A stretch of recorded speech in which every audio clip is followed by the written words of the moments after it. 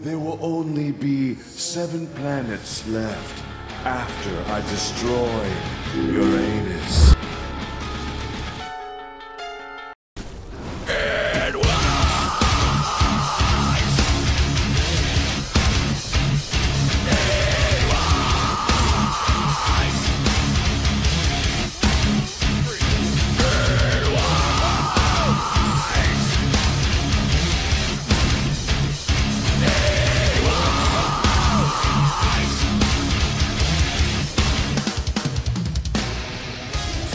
Hello everyone, and welcome to my guide for Hebo, God of the Yellow River, who might as well be called God of Magical Damage.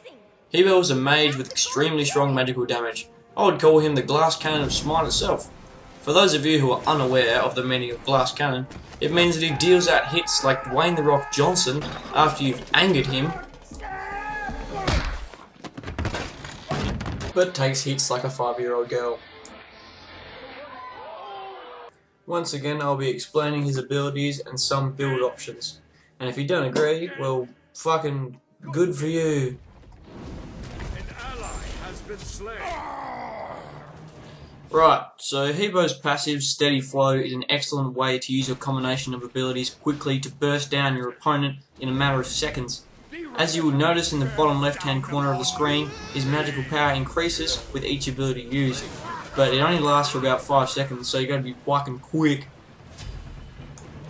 Hebo's first ability is called Water Cannon. All this ability is damage. It's just a cone attack that appears to shoot out from his hands at whatever poor fuck is in front of him. It does have its perks though. For example, it only has a 3-second cooldown, enabling constant usage, and also a low mana cost. What is this? Are you going somewhere? Nah. His third ability, Atlas of the Yellow River, is his only ability that doesn't deal damage. It's a reasonably long scroll that is rolled out in front of him that increases his movement speed and allies' movement speed and slows any enemies that stand on it. I would recommend saving this to escape from a dangerous situation, or if you're certain you can use it to catch someone for the kill. You can also use it to aid an ally if they are escaping from being slaughtered.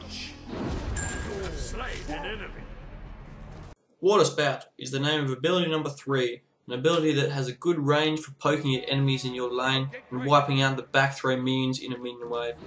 It also does a very helpful knock-up which can slow enemies down, interrupt their abilities, and if placed right, knock a nearby enemy into your tower. The amount of times this move has saved my bacon when I thought I was fucked is just about uncountable, especially in this game where time seemed to repeat itself. Is under attack. An enemy has been slain. Bro, I'm so screwed.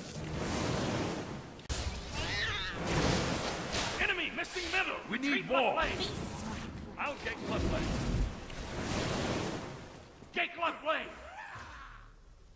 Be careful, right? And did I mention it hits like a truck?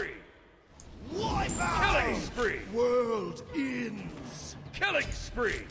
Hebo's ultimate is called Crushing Wave. This ability would have to be one of the hardest hitting moves in the game. It's also got a wide area which it covers, making it fairly easy to hit an opponent or multiple opponents. You're also CC immune while ulting and travel at a very quick pace, meaning you can use it as a method of escape if you really need to, but try and avoid that because you want to be using it to kill people.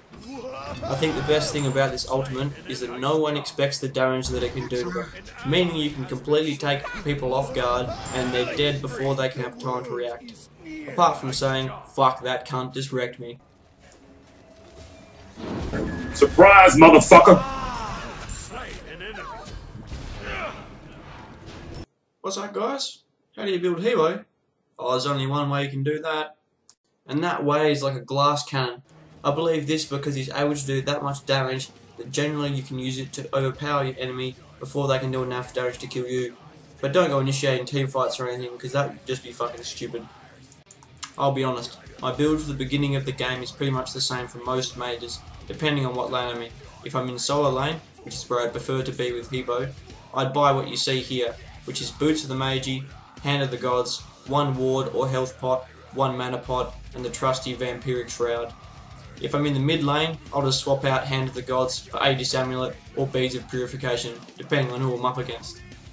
These 6 items are the items that I will build just about every game.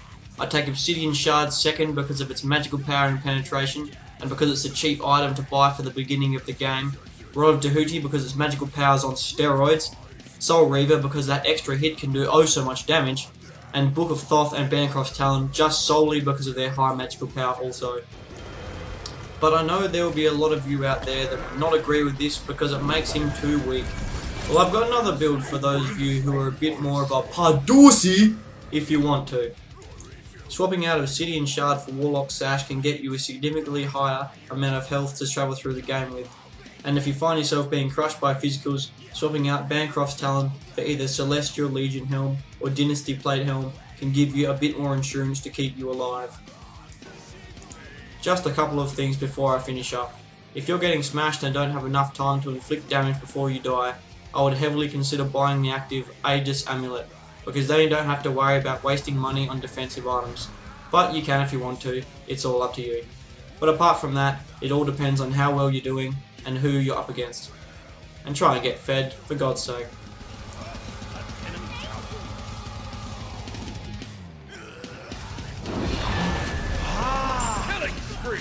He is an idiot.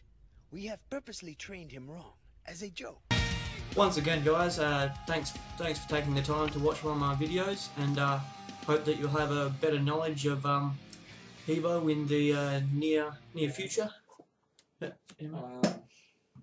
think I've shit my bed again. Alright mate, let's go have a look.